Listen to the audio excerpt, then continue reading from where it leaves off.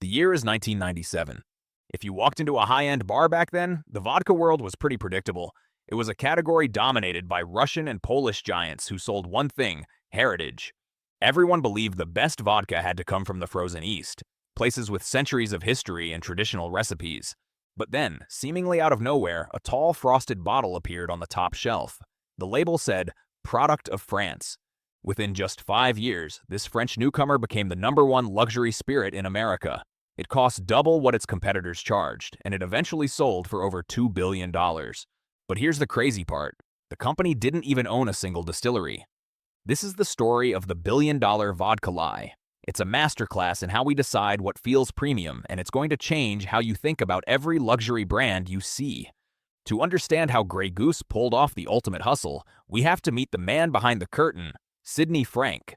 In the mid-1970s, Sidney was just a guy struggling to make ends meet by importing German liquors. He was a minor player for decades, but he was a master observer of human ego. By the early 90s, Sidney was spending his nights watching people in Manhattan bars. He noticed something fascinating. People were happily paying $15 for a vodka martini, even though vodka is, by its own legal definition, basically tasteless and odorless. He realized there was a ceiling in the market. There was expensive vodka, but there wasn't super luxury vodka. There was no Rolex or Rolls-Royce of spirits. So he had a wild idea. What if I made a vodka that felt like a high-end fashion brand? And what if I made it French? On paper, this was a disaster. France is the world capital of wine and cognac, but it had zero vodka heritage. Sidney didn't care about tradition. He cared about perception. He made 3 massive gambles that broke every rule in the business. First, he moved production to France. Second, he charged $30 a bottle when the most expensive brands were only $15. And third, he didn't spend a dime on normal TV commercials. This brings us to the first big lesson. If you can't be the oldest, just be the fanciest. Sidney knew he couldn't compete with 500 years of Russian history, so he focused on the vibe. He designed a frosted bottle that looked like it was made of ice. He used a French name because Americans already associate France with high fashion and gourmet food. He even said it himself. If I make it the most expensive, people will just assume it's the best.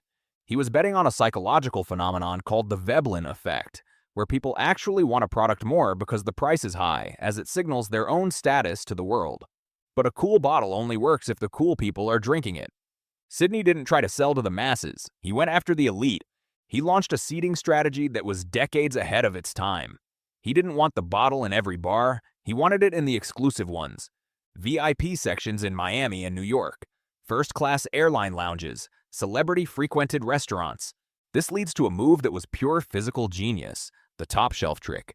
Sidney intentionally made the Grey Goose bottle excessively tall. So tall that it wouldn't fit in the well where bartenders kept the cheap stuff, and it wouldn't fit on the standard lower shelves. Bartenders were literally forced to put it on the top shelf just to get it out of the way. By pure logistics, Grey Goose became top shelf vodka. When you walked into a bar, your eyes went straight to it because it was the only bottle that stood above the rest. But Sidney's real stroke of genius was the story. In a category where products taste almost identical, the story is what people actually drink.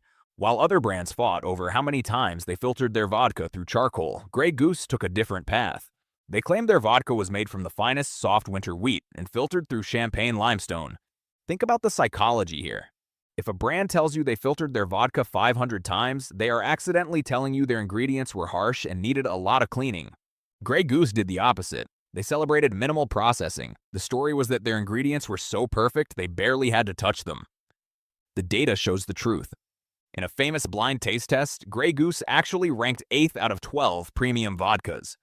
But when the same people were shown the bottles, Grey Goose was ranked #1. To make the lie even more believable, Sidney needed instant history.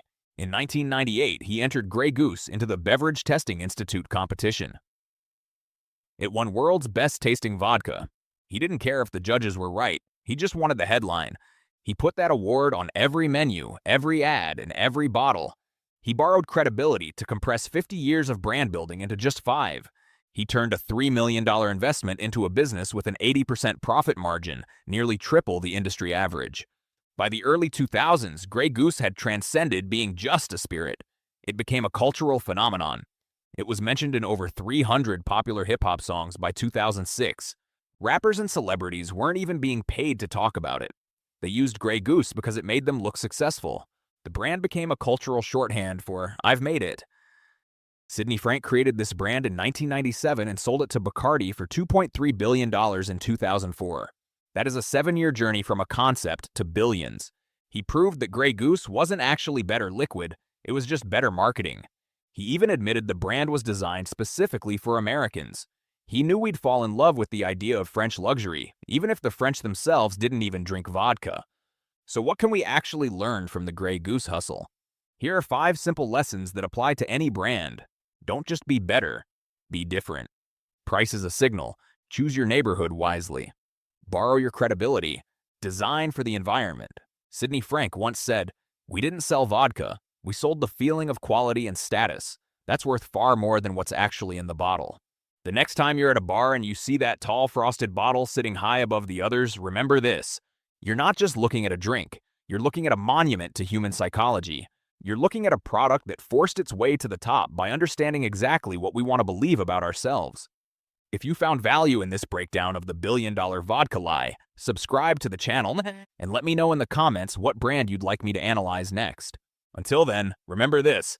Great marketing doesn't just sell you a product, it sells you an identity,